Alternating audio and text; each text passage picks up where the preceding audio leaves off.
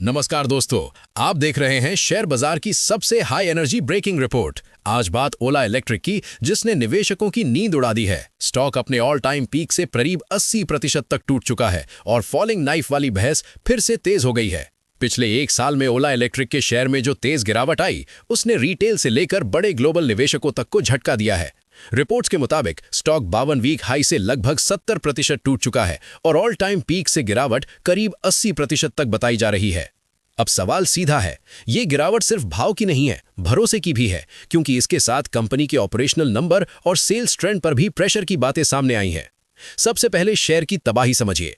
Business today की report के मुताबिक ओला इलेक्ट्रिक का स्टॉक अपने 52 वीक हाई यानी 99.90 से करीब 70% नीचे आ चुका है और ऑल टाइम पीक यानी लगभग 157 रुपए से करीब 80% तक क्रैश दिखाया गया है। इसी रिपोर्ट में यह भी बताया गया कि कंपनी का मार्केट कैप एक समय लगभग 69,250 करोड़ रुपए के पीक से गिरकर करीब 13,725 करोड़ रुपए तक आ गया, यानी निवेशकों की वेल्थ में बड़ी कटौती हुई है। अब आते हैं असली कारणों पर। मार्केट सिर्फ प्राइस नहीं देखता, नंबर देखता है। मनी कंट्रोल के मुताबिक ओला इलेक्ट्रिक ने सितंबर तिमाही यानी Q2 FY26 में कंसोलिडेटेड नेट लॉस 418 करोड़ रुपए रिपोर्ट किया, जो पिछले साल इसी तिमाही में 495 करोड़ रुपए के घाटे से कम है।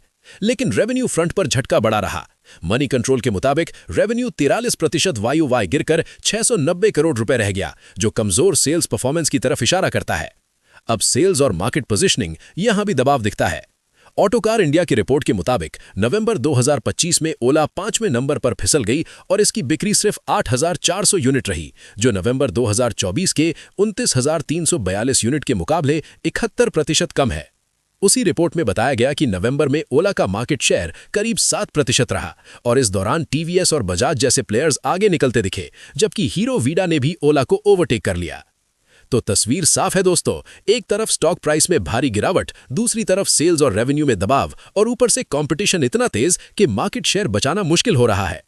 अब निवेशक क्या करें? सबसे जरूरी 3 चेक पॉइंट सुनिए। पहला, अगर आप पहले से फंसे हुए हैं तो सिर्फ प्राइस नीचे देखकर एवरेजिंग मत करिए। पहले सेल्स ट्रेंड, कैश बर्न और मार्जिन/प्रॉफिटेबिलिटी रोड मैप समझिए।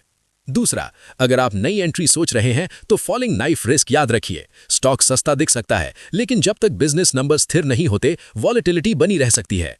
तीसरा, ईवी सेक्टर में कंपटीशन और प्राइसिंग प्रेशर का असर हर कंपनी के मार्जिन पर पड़ता है, इसलिए सिर्फ थीम नहीं, कंपनी की एग्जीक्यूशन कैपेबिलिटी देखनी पड़ेगी।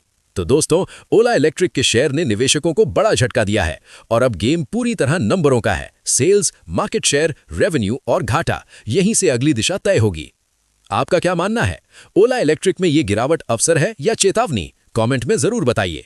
वीडियो पसंद आया हो तो लाइक कीजिए, अपने दोस्तों के साथ शेयर कीजिए और ऐसी ही हाई एनर्जी शेयर बाजार ब्रेकिंग रिपोर्ट्स के लिए चैनल को सब्सक्राइब जरूर कीजिए। साथ ही बेल आइकन दबाइए ताकि अगली बड़ी अपडेट सबसे पहले आपको मिले।